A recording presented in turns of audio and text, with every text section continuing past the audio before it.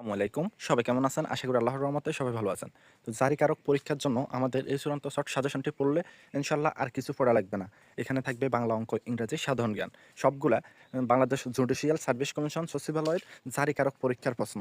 এই প্রশ্নগুলো সম্পূর্ণ আপডেট ২০২৬ সালের সরকার পরিবর্তন হওয়ার পর যে প্রশ্নগুলো বের হয়েছে ওগুলো সহ আমাদের এই সাজেশন। তো আমি কিছু প্রশ্ন পড়ে শোনাবো যেগুলো থেকে শতভাগ কমন পাবেন। আমি ২০টা প্রশ্ন পড়লে আপনারা হুবহুব কমন পাবেন। ওইখান থেকে ১৯টাই হুবহুব কমন পাবেন। তো আসুন আমি এখন গুরুত্বপূর্ণ কিছু প্রশ্ন পড়ে আপনাদেরকে শোনাবো। আর আপনারা যারা এখানে পরীক্ষা দিবেন তারা অবশ্যই আমাদের এই চূড়ান্ত শর্ট সাজেশনটি নিয়ে যাবেন।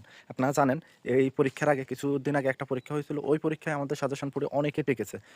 আপনার ব্যাংক সহকারী যে পরীক্ষাটা শেষ হয়েছে কিছুদিন আগে, ওই পরীক্ষায় আমাদের সাজেশন পড়ে যারাই ভালো করে পড়ছে তারাই এখানে টিকে গেছে। অনেকে আমাকে কল মেসেজ করছে যে যারা ভালো করছে। তো জারি কারকে পরীক্ষা দিবেন তারা অবশ্যই আমাদের দেওয়া নাম্বারে যোগাযোগ করে এই চূড়ান্ত শর্ট সাজেশনটি নিয়ে যাবেন। এখানে সব আপডেট প্রশ্নগুলো থাকবে।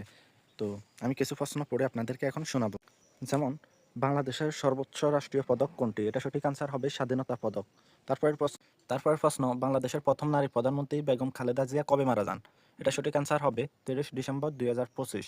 তো যেহেতু আপনার বর্তমান সরকার বিএনপি, সেই ক্ষেত্রে এই প্রশ্নগুলো আপনাদেরকে অবশ্যই পড়তে হবে। আপনারা এই প্রশ্নগুলোর বাইরে কিন্তু কোনো প্রশ্নই থাকবে না। আমাদের এই সাজেশনটা কিন্তু বর্তমান প্রেক্ষাপটের উপর। সেই ক্ষেত্রে আপনাকে এগুলো অবশ্যই পড়তে হবে। তারপরের প্রশ্ন জাতীয় শহীদ সেনা দিবস কবে? এটা সঠিক আনসার হবে ২৩ ফেব্রুয়ারি। তারপরের প্রশ্ন সিরিয়ার নতুন জাতীয় প্রতীক কি? এটা সঠিক আনসার হবে সোনালী ঈগল। তারপরের প্রশ্ন জাতীয় কবি কাজী নজরুল ইসলামের জন্মস্থান কোন জেলায়? এটা সঠিক আনসার হবে বুদ্ধমান।